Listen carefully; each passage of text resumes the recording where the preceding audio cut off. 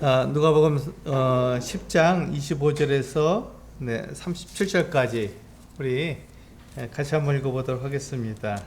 누가복음 10장 25절에서 37절까지 같이 한번 읽어보겠습니다. 시작.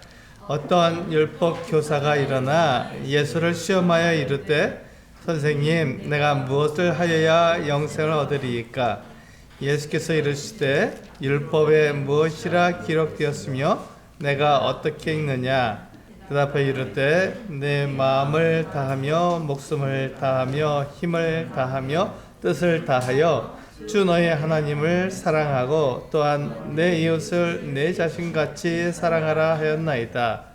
예수께서 이르시되 내 대답이 옳도다. 이를 행하라. 그러면 살리라 하시니 그 사람이 자기를 옳게 보이려고 예수께 여짜오되 그러면 내 이웃이 누구니까?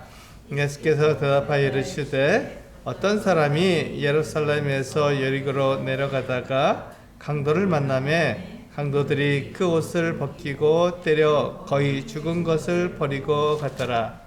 마침 한 제사장이 그 길로 내려가다가 그를 보고 피하여 지나가고 또 이와 같이 한 레위인도 그곳에 이르러 그를 보고 피하여 지나가되 어떤 사마리아 사람은 여행하는 중 거기 이르러 그를 보고 불쌍히 여겨 가까이 가서 기름과 포도주를 그 상처에 붓고 싸매고 자기 짐승에 태워 주막으로 데리고 가서 돌보아 주니라.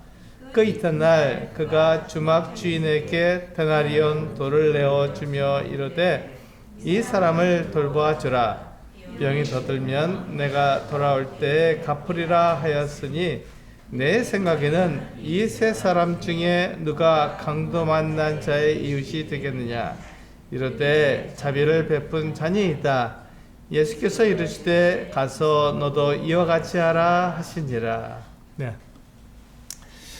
이 말씀은 잘 알려진 말씀이죠. 우리가 많은 그 설교자들이 강단에서 이 내용을 가지고 많이 이야기를 했습니다. 그만큼 많이 혼동되는 내용이기도 합니다. 그래서 오늘 이 말씀을 통해서 누가복음에서 말하고자 하는 예수님께서 말씀하시는 그 내용이 무엇인지 우리가 알아보고 우리도 그렇게 예수님께서 말씀하신 대로 할 수 있도록 이렇게 하면 되리라고 생각이 됩니다. 이 말씀을 우리가 쭉 읽었을 때 어떤 생각이 드세요? 우리 성도님들에게 먼저 그걸 물어봐야 될 것 같습니다. 이 말씀을 읽었을 때 나에게 처음으로 드는 생각이 무엇인가 하는 것입니다. 그게 중요하거든요. 이 말씀 그냥 읽었을 때 나에게 드는 생각이 어떤 생각인가 하는 것이 중요합니다. 어떤 생각이 드냐면 우리가 그냥 이웃을 사랑해야 되겠구나, 이 사마리아인처럼 그렇게 이웃을 도와줘야겠구나 하는 생각이 듭니다. 예, 그게 맞습니다. 그것을 예수님께서 우리에게 말씀해 주신 거거든요. 근데 그것을 어떻게 누구한테 말씀하셨냐가 중요합니다. 그것을 누구한테 말씀하셨냐면 율법 교사에게 말씀하셨습니다. 이게 율법 선생님이죠. 이분은 율법을 잘 가르치는 분이었는데 이분이 왜 예수님에게 이런 내용을 서로 이야기하고 왜 이런 질문을 서로 주고받았는지 이 내용을 우리가 알아야 하는 것이죠. 그래서 오늘 제목은요, 나의 도움이 필요한 사람에게 이웃이 되어줘야 한다. 좀 길죠? 나의 도움이 필요한 사람에게 내가 이웃이 되어줘야 한다. 이렇게 말씀을 드릴 수 있습니다. 이게 제목입니다. 이게 오늘 이 본문을 읽었을 때 자연스럽게 떠오르는 생각이 바로 이것이죠. 네, 주님께서 이것을 하라고 우리에게 말씀해 주셨습니다. 네, 이 말씀을 우리가 잘 이해가 안 되니까 우리가 여러 가지 우리가 보통 영해라고 하죠. 영적인 해석을 넣어서 여기서 이제 사마리아는 예수님이고, 네, 주막은 교회고, 데나리온 돌은 2000년이고, 이런 얘기를 많이 하는데 그렇지 않습니다. 그런 내용을 말씀하신 게 아니거든요. 이 내용은 율법 교사가 예수님에게 묻는 거예요. 이제 오늘 그 내용을 같이 이야기하겠습니다. 그러니까 그 내용을 왜 율법 교사가 예수님에게 물었는지, 왜 예수님께서 이와 같은 대답을 하셨는지를 우리가 알아보는 가운데에서 내가 어떻게 하면 나의 도움이 필요한 사람들에게 내가 이웃이 되어줄 수 있는가 하는 것을 우리가 알아보는 거죠. 첫 번째로 우리가 25절에 보면 어떤 율법 교사가 일어나 예수를 시험하여 이르되 선생님 내가 무엇을 하여야 영생을 얻으리까 이렇게 말을 했습니다. 여기서 조금 이상한 게 보이지 않나요? 여기서 이렇게 우리가 잘 느껴지지 않지만 여기서는 서로 함께 놓을 수 없는 이야기를 율법 교사가 예수님께 묻고 있는 것입니다. 그게 뭐냐면요, 내가 무엇을 해야 하느냐, 또 영생을 얻느냐, 이 두 가지는요, 이게 같이 함께 할 수 없는 내용입니다. 서로 이율배반적인 것 같은 내용이거든요. 자, 내가 무엇을 한다는 것은 뭘까요? 예, 내가 자격을 갖춰야 한다는 것입니다. 그런데 영생을 얻는 것은 무엇인가요? 그건 선물이거든요. 선물을 어떤 내가 자격을 갖추어서 내가 얻는다는 것은 말이 안 되는 거죠. 선물은 그냥 받는 것입니다. 내가 어떤 사람이든지 내가 무엇을 했든지 상관없이 선물은 그냥 받는 거예요. 그냥 주는 거고요. 그것과 상관없이 선물 주는 사람이 그냥 선물을 주는 거거든요. 그러니까 영생은 약속대로 내가 몇 월 며칠 몇 시에 어디에 가서 이 선물을 주마 하고 말했으면 그 약속이 그대로 지켜지는 거거든요. 그것이 선물입니다. 그런데 내가 무엇을 한다는 것은 뭐냐면 내가 자격을 갖추는 거예요. 그래서 그 영생을 얻을 자격을 내가 갖는 것입니다. 그러니까 선물이 아니죠. 대가죠. 그러니까 내가 무엇을 해야 합니까? 라고 묻는 것과 영생을 얻습니다라는 말은 서로 이율배반적인 거예요. 서로가 맞지 않는 거예요. 같은 한 문장에서 우리가 말할 수가 없는 내용입니다. 그런데 지금 율법 교사가 그것을 묻고 있어요. 내가 무엇을 해야 영생을 얻느냐고 그렇게 예수님께 질문한 겁니다. 율법 교사는 뭘 가르치는 사람이죠? 율법을 가르치는 사람이에요. 그러니까 율법 교사가 예수님께 이 이야기를 물을 때 그는 예수님께 율법을 지켜라 그러면 영생을 얻는다 이런 말을 듣고 싶었던 거예요. 네, 이게 우리의 본성이니까요. 우리가 그렇게 자연스럽게 세상에서 우리가 그렇게 배웠기 때문에 내가 그 영생을 얻을 만한 자격이 있으면 나에게 영생이 주어질 거다 이렇게 생각하는 것이죠. 근데 성경에서는요, 영생이 주어지는 것은 결코 우리의 어떤 행위로 말미암아서 우리에게 주어지는 것이 아니라 믿음으로 우리에게 주어진다고 말씀하시기 때문에 행위하고 전혀 상관이 없는 거거든요. 근데 우리는 그 영생을 어떻게 해서 얻으려고 그러냐면 내가 잘해서, 내가 율법을 잘 지켜서, 내가 하나님의 마음에 쏙 들게 해서 영생을 얻으려고 합니다. 그러니까 이게 문제가 생기는 것이죠. 네, 그렇게 되면 행위 구원이라고 하는, 행위를 통해서 구원을 얻게 되는 이상한 그와 같은 가르침 속에 내가 빠지게 되는 것입니다. 근데 구원은요, 정확합니다. 이 성경에서 말하고 있는 구원은 믿음으로밖에 얻을 수가 없습니다. 믿음으로만. 그러니까 하나님께서 나를 사랑하시는 것을 믿음으로, 또 하나님께서 나를 사랑하셔서 그 아들을 사람으로 보내주신 것, 그러니까 예수 그리스도께서 하나님의 아들이라는 것을 믿는 것, 그것 외에는 내가 영생을 얻을 수 있는 방법은 없습니다. 우리 한번 볼까요? 로마서 말씀을 이렇게 나오죠. 로마서 3장 20절 말씀을 보시면 우리에게 그것을 잘 가르쳐주고 있습니다. 로마서 3장 20절 말씀을 함께 보시겠습니다.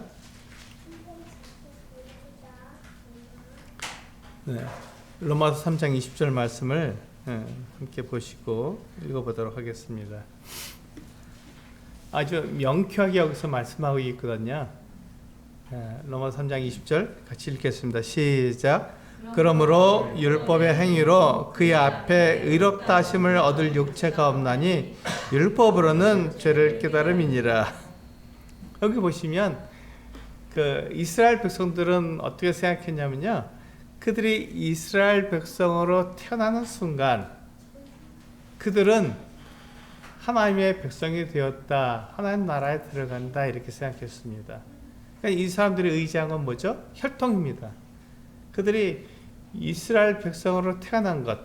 그래서 그들은 무엇에 대한 의무를 갖고 있냐면 율법을 지키는 것에 대한 의무를 가지고 있었습니다. 그러니까 내가 하나님의 백성이라는 것, 내가 이스라엘 백성이라는 것은 뭐냐면 율법을 지키는 것에서 드러난다 이렇게 생각한 거죠. 그래서 그 율법을 지키는 것에는 가장 처음에 하는 것이 뭐냐면 할례입니다. 할례를 행했을 때 그 사람은 모든 율법을 행할 의무를 가지게 되는 것이죠. 그래서 할례를 행하라 이렇게 말씀하고 있는 거죠. 할례를 딱 행하는 순간 그 사람은 뭡니까? 이제 하나님 백성이 되었기 때문에 하나님 나라에 들어가는 것은 전혀 의심할 수 없었던 것이죠. 그러니까 율법을 지키면 그것으로 내가 하나님 나라에 들어간다, 내가 영생을 얻는다 이렇게 생각했던 것이죠. 그래서 이 율법 교사가 예수님께 그렇게 물었던 거예요. 내가 영생을 얻으려면 내가 무엇을 해야 영생을 얻습니까? 이렇게 물어본 것이죠. 내가 율법 교사니까 당연히 예수님께서 율법을 지키면 영생을 얻는다 이렇게 얘기할 거라고 생각했는데 이제 그렇지 않다는 거죠. 우리가 이것을 이야기해서 우리가 자녀 되는 것에 대해서 한번 이야기해 보면 좀 이해하기가 쉽습니다. 우리가 자녀를 낳는데 자녀가 태어날 때 어떻게 태어나죠? 그가 내 자녀가 될 만한 자격을 갖추었기 때문에 내 자녀로 태어납니까? 그렇지 않거든요. 그 부모가 생명을 주는 거는 자연스러운 거예요. 아무런 일을 하지 않는데 그냥 내 자녀에게 생명을 주는 거거든요.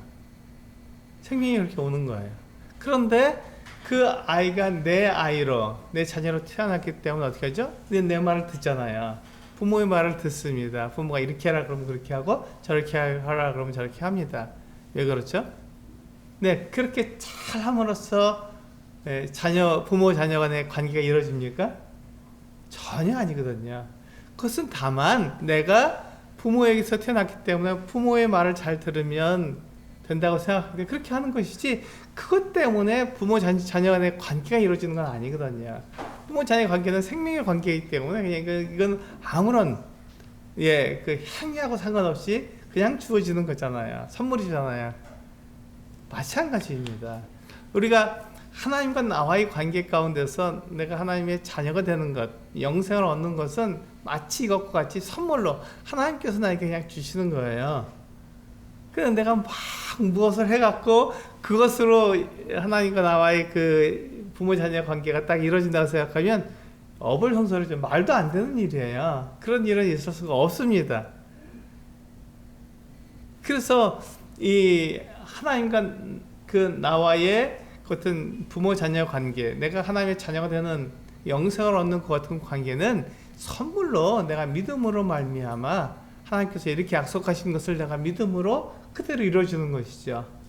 거기에는 행위가 들어갈 수 있는 그 자리가 없습니다. 그런데 그렇게 이제 부모와 자녀 간의 관계가 이루어지면 어떻게 합니까? 하나님을 사랑하는 마음으로 하나님께서 말씀하신 것을 내가 지키려고 하죠.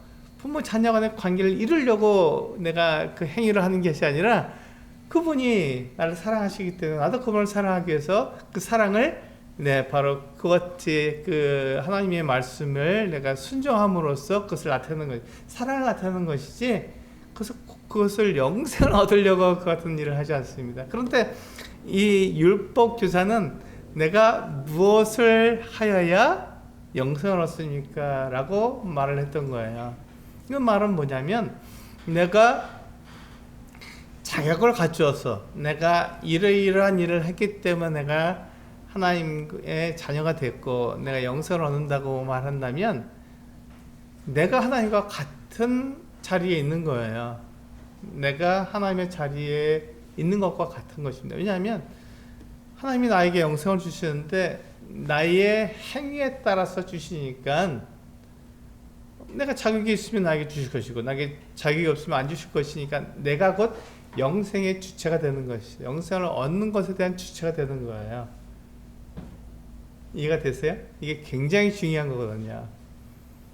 그러니까 영생은 나의 행위에 달린 것이 아니라 하나님께서 약속하신 대로 그걸 믿으면 누구에게든지 주시는 거예요. 그래서 그것은 하나님의 선물이 되는 것이죠. 근데 내 행위로 하려고 그러면 내가 하나님의 자리에서 내 마음대로, 그러니까 내 행위에 따라서 내가 어떻게 하느냐에 따라서 영생이 주어지거나 주어지지 않기 때문에 내가 곧 하나님이죠. 그렇게 되면 내가 하나님하고 같은 존재가 되기 때문에, 그런 같은 레벨이 되기 때문에 이것은 굉장히 하나님께서 우리 사람들에게 허락하시지 않은 그 같은 권위가 되는 것입니다. 근데 지금 이 율법 교사가 예수님께 그걸 묻고 있는 거예요. 그러니까 이 율법 교사는 하나님의 그 같은 선물을 오해하고 있는 것이죠. 하나님의 선물을 오해하지 않아야 한다는 것입니다. 그러니까 예수님께서 뭐라고 대답하셨냐면, 거기에 따라서 예수님께서 26절에 이렇게 대답하셨습니다. 예수께서 이르시되 율법에 무엇이라 기록되었으며 내가 어떻게 읽느냐 하고 되물으셨어요. 네가 율법 교사니까 율법이 어떻게 기록되는지 잘 알 거 아니냐, 이렇게 말씀하신 거예요. 그래서 이 율법 교사가 27절에 이렇게 말했습니다. 이게 굉장히 중요한 거거든요.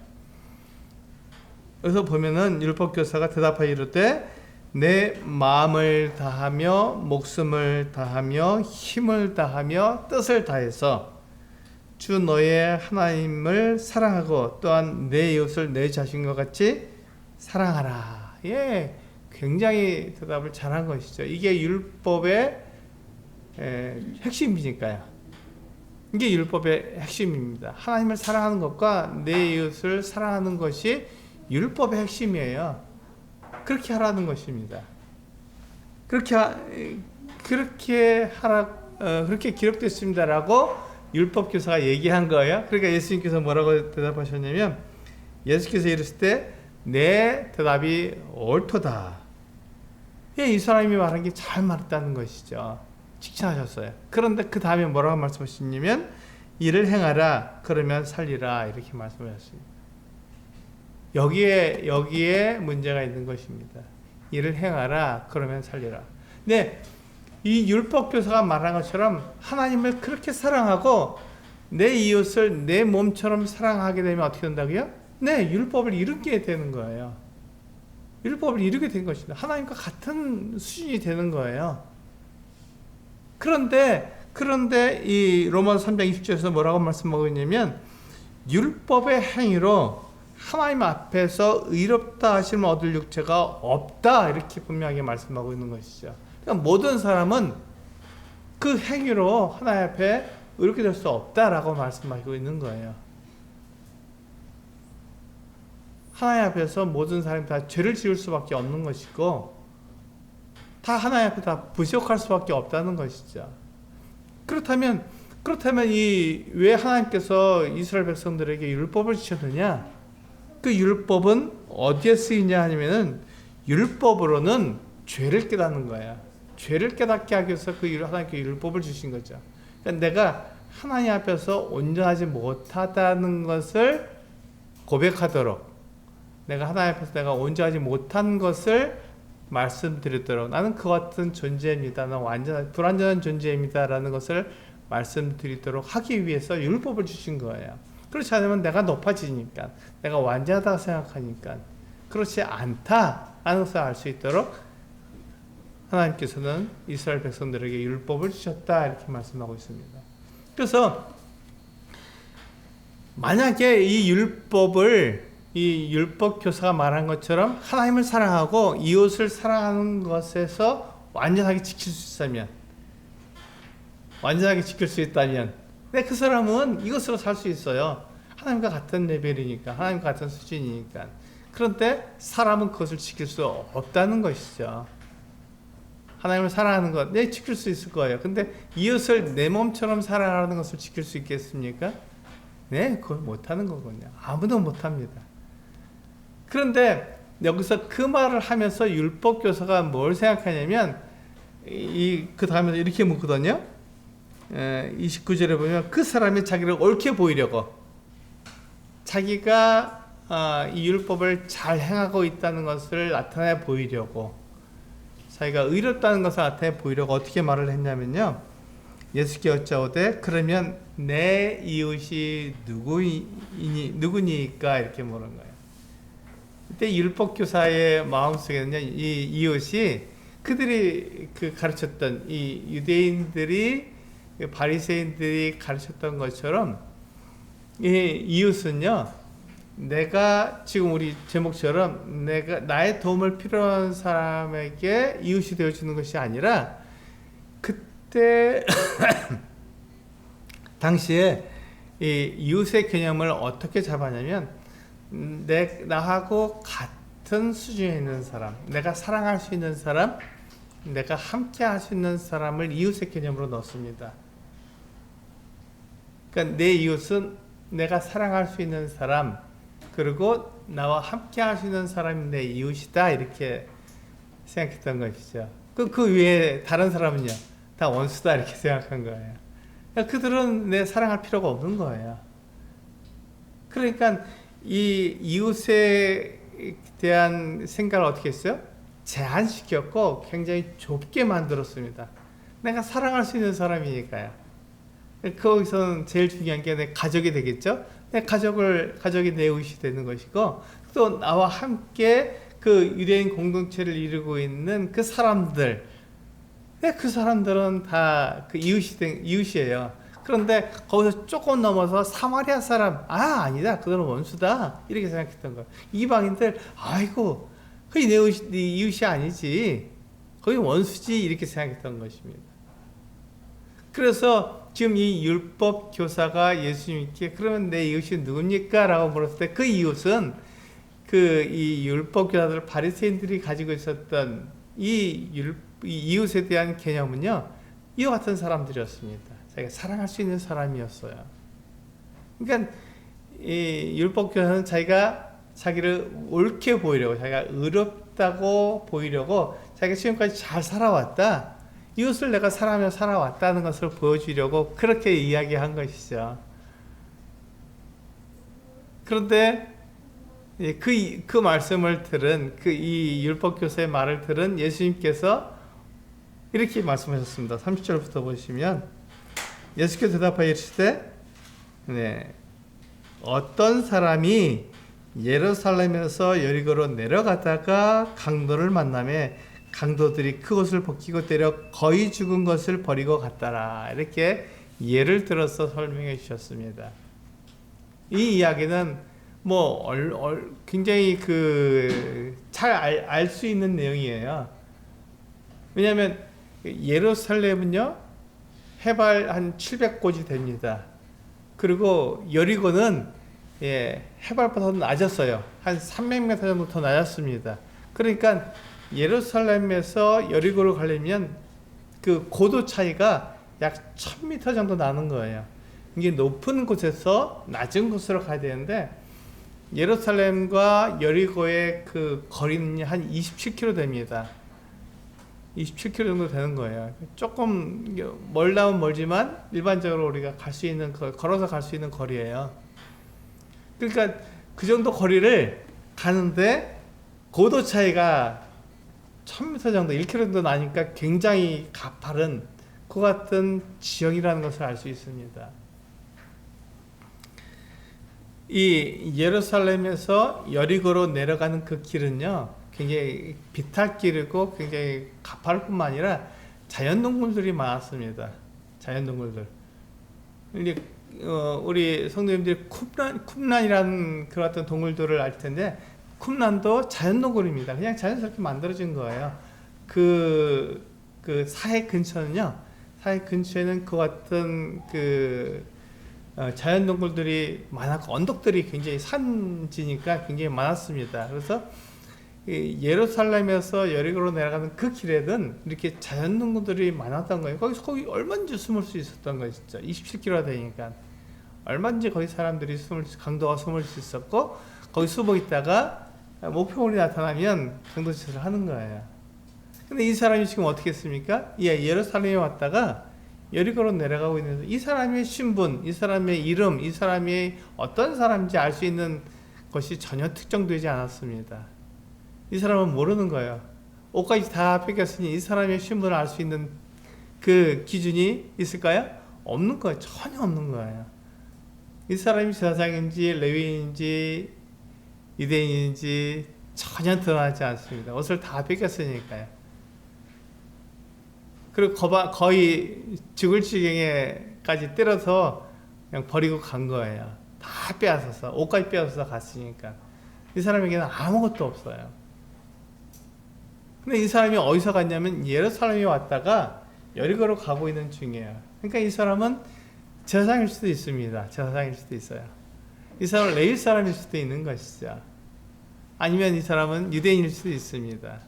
그러니까 이 세 가지를 봤을 때 유대인들에게는 이 사람이 어떤 사람인가요? 이웃입니다. 돌봐야 될 이웃이 되는 것이죠. 이스라엘 사람들에게는 이 사람이 자기들하고 같은 부류이고 또 자기들이 함께 돌봐야 될 공동체 내에 있기 때문에 이 사람에게 이웃이 되어지는 것이죠. 그런데 이 사람이 옷을 다 뺏겼어요.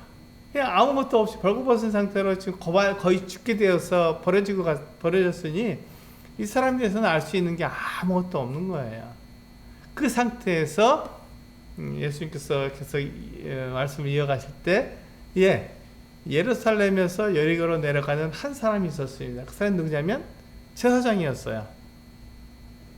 이 사람이 봤을 때 이 강도 만난 사람의 이웃이 되어줄 수 있을까요?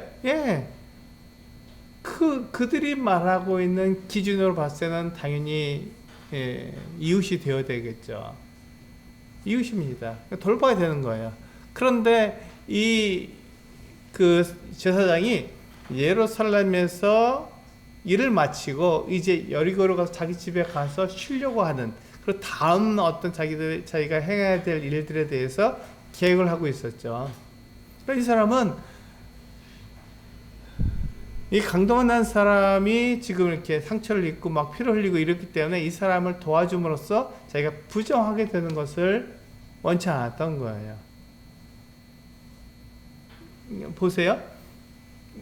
지금 그 당시에는요, 예루살렘 제사장이나 레위 사람들이 그 예루살렘 그 성전에서 일을 하고 여리고에 가서 자기 집이 거기 있었습니다. 예루살렘 비싸니까 거기선 집을 못 구하고요. 여리고에 가서 집을 구해서 거기서 살고 있었습니다. 많은 제사장들이 그랬고 레위인들이 그랬습니다. 예루살렘에서 일을 해야 되니까요. 그래서 지금 이 제사장이 예루살렘에서 여리고로 가고 있다는 것은 그가 일을 다 마치고 집으로 돌아가고 있다는 말이 되는 것이죠. 그리고 그렇게 생각할 수 있습니다. 그러니까 이 제사장에게는요, 강도 만난 사람이 이웃이에요. 이 사람도 예루살렘에 있다가 그 여리고로 내려가고 있는 중이었으니까 이웃이 얼마나 될 수 있는데 이 사람의 신분이나 이 사람이 누군지를 특정할 수 있는 아무런 것도 없는 거죠. 다 뺏겼으니까, 옷이 없었으니까. 그런 상태에서 제사장이 그 사람을 봤어요. 그럼 어떻게 되죠? 도와줘야죠. 당연히 도와줘야 되죠. 그런데 이 사람은 피해서 자기의 길로 가버리고 말았습니다. 도와주지 못했던 거예요.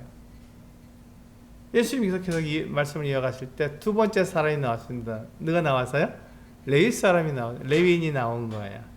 그러니까 이 이야기를 듣는 사람들이 그래, 제사장은 못 도와줬지만 레위인은 도와줄 거야 이렇게 생각했던 것이죠. 그런데 예수님께서 그 말씀하실 때, 이야기를 하실 때 어떻게 하셨냐면 둘째 사람 레위인도 그 예루살렘에서 여리고로 내려가는 그 길에서 이 강도 만난 사람을 만났지만 이 사람도 제사장처럼 피해서 제갈 길로 가버리고 말았다 이렇게 얘기했던 거죠. 당연히 도와줘야 할 사람, 당연히 도와줄 줄 알았던 제사장과 레위 사람이 이 사람을, 강도 만난 사람을 도와주지 않고 그냥 지나가 버린 것이죠. 이 이야기를 듣는 이 바리새인들과 또 거기에 있던 많은 사람들이 답답했을 것입니다. 답답했을 거예요. 이 사람을 도와줘야 되는데 왜 안 도와주나 이렇게 생각했을 거예요. 그래서 세 번째 예수님께서 말씀하셨습니다. 이 세 번째로 말씀하실 때 당연히 제사장이 나왔고 레위 사람이 나왔으니까 최소한 유대인이 나올 것이다 이렇게 생각했던 것이죠. 유대인이 이 사람을 도와줬을 것이다 이렇게 생각했던 것이죠.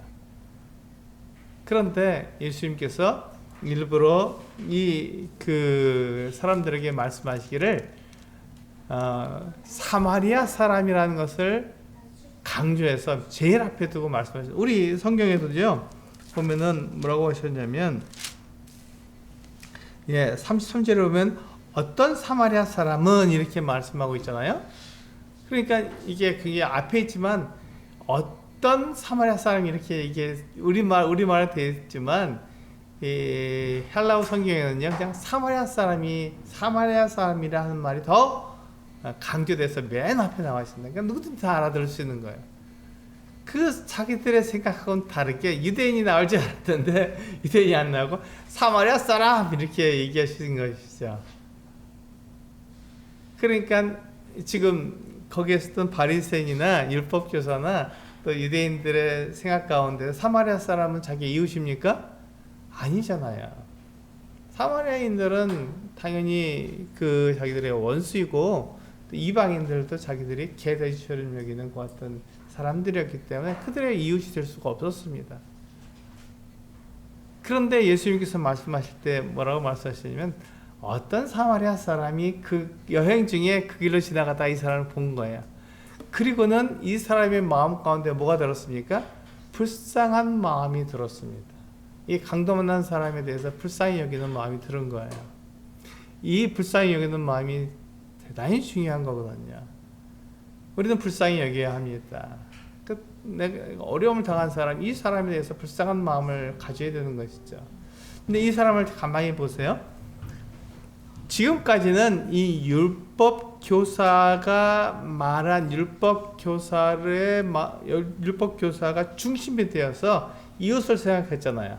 그러면 내 이웃이 누굽니까? 라고 생각했을 때, 내 이웃은 내가 사랑할 수 있는 사람, 나와 함께 할 수 있는 사람, 우리 유대인 공동체, 이렇게 생각했었던 것이죠. 그것이 바로 이 율법 교사를 중심으로 놓고 거기서 이웃의 관계를 생각했을 때 그렇게 되는 것이죠.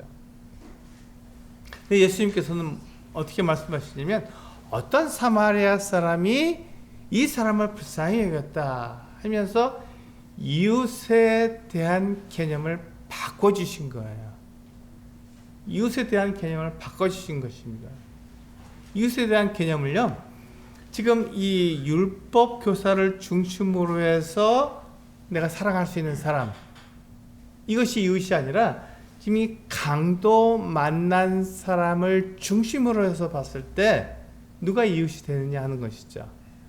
강도 만난 사람을 중심으로 해서 이웃을 생각해 봤을 때는요, 유대인 공동체가 아니고 바리새인 공동체가 아니고 그가 누구든지 상관없었어요. 그가 누구든지 상관없이 이 강도 만난 사람을 도와주는 그 사람이 이 강도 만난 사람의 이웃이지, 강도 만난 사람에게 있어서 지금 그 신분을 따지고 그 사람이 누구냐를 따지는 것은 이게 말이 안 되는 것이죠.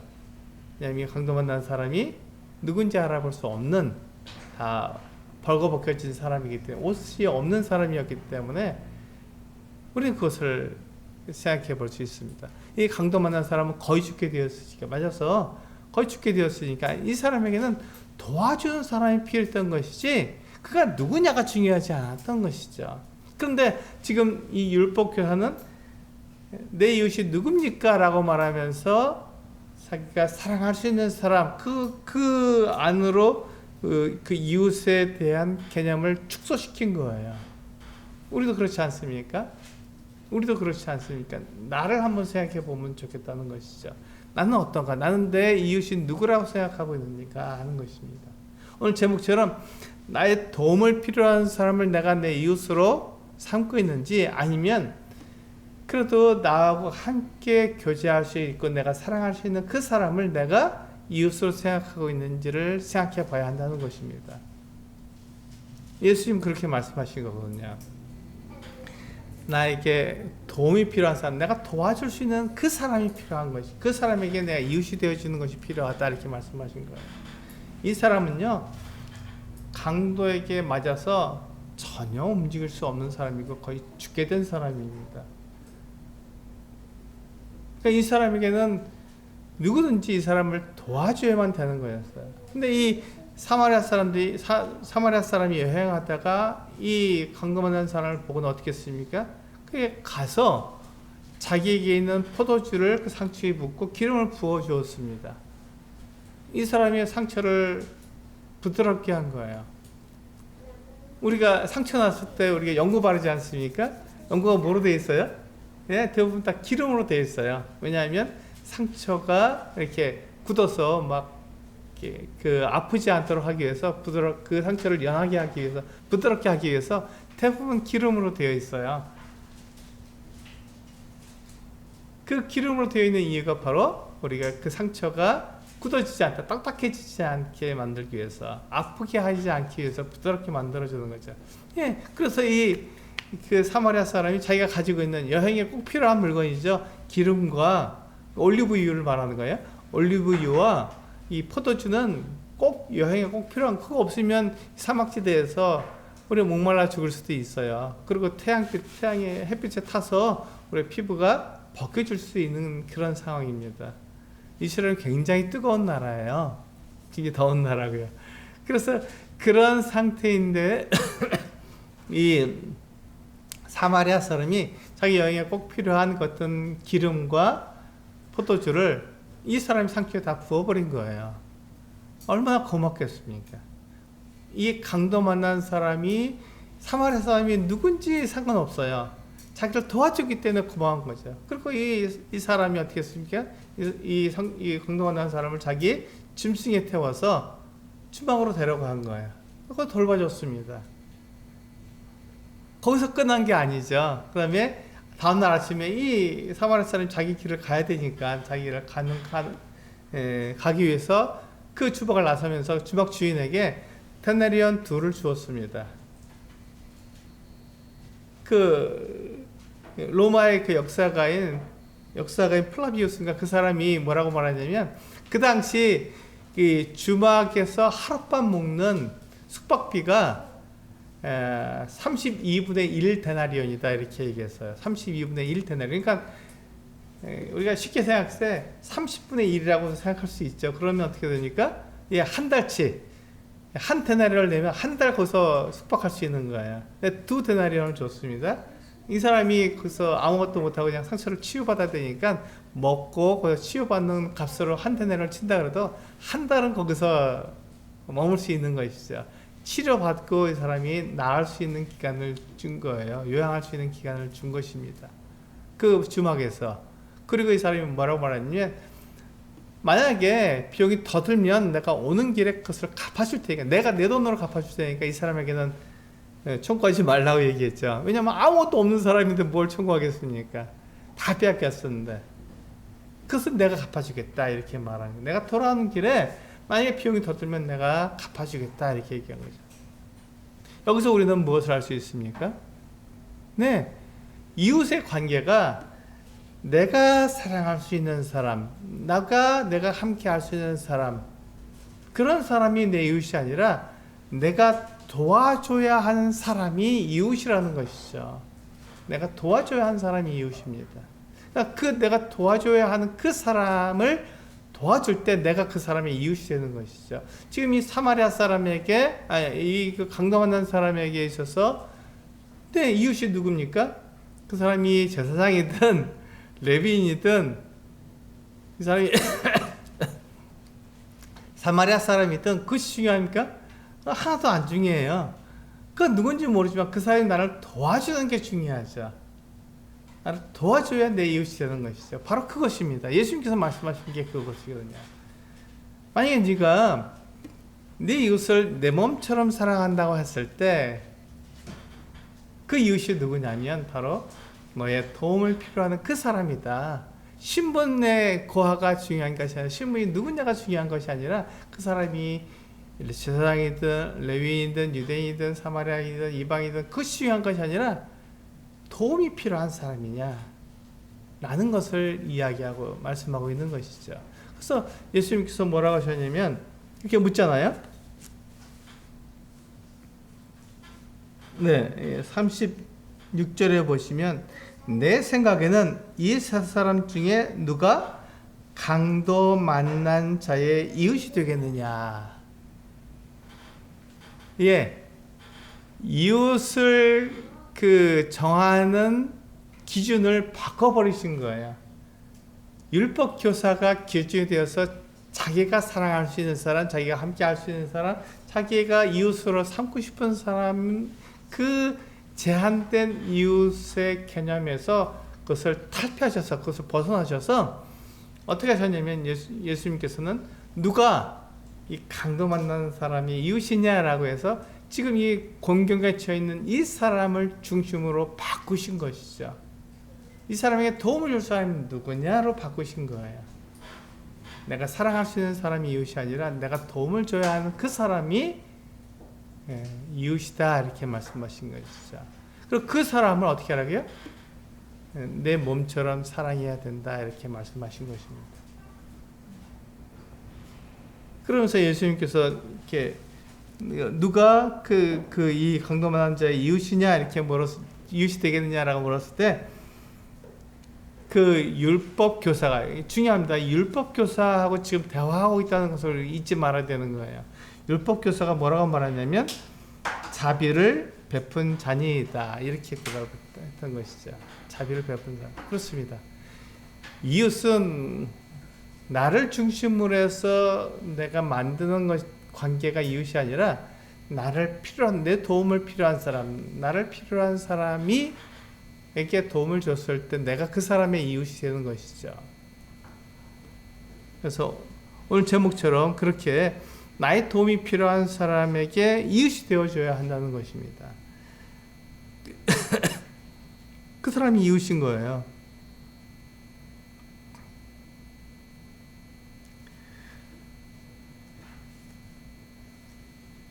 그래서 예수님께서 이 율법 교사에게 뭐라고 말했냐면요.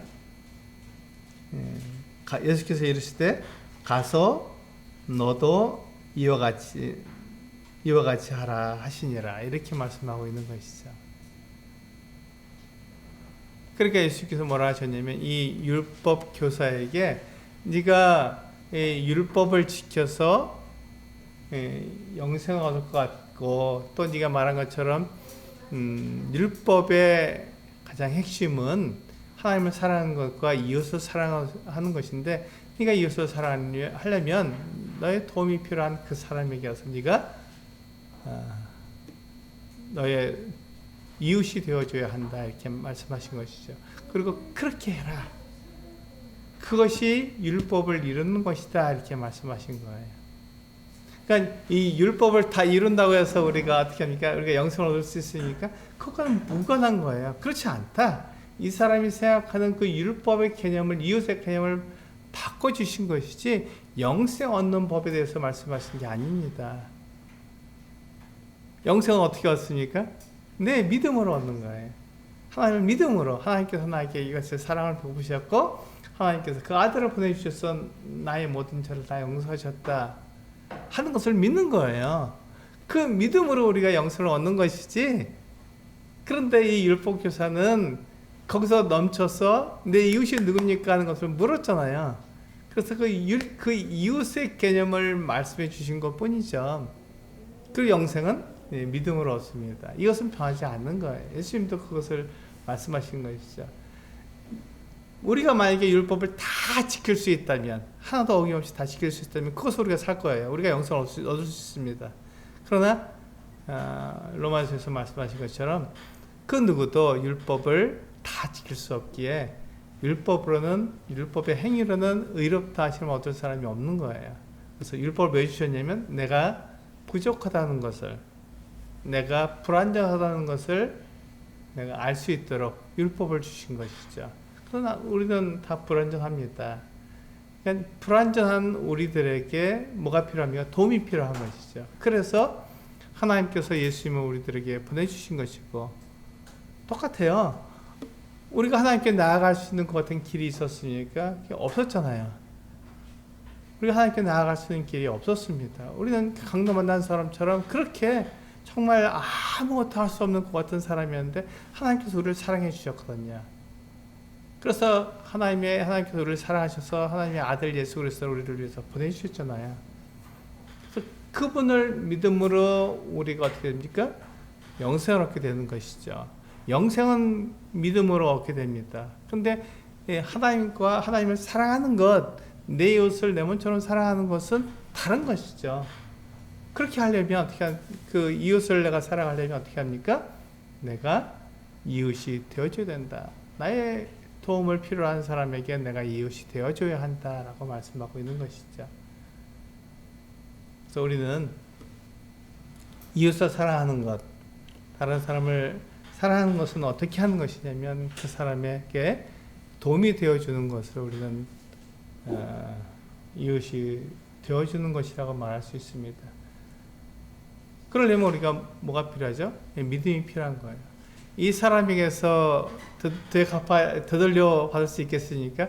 이 사마리아 사람이 이 강도 만난 사람을 이렇게 도와주고 돈도 많이 썼잖아요.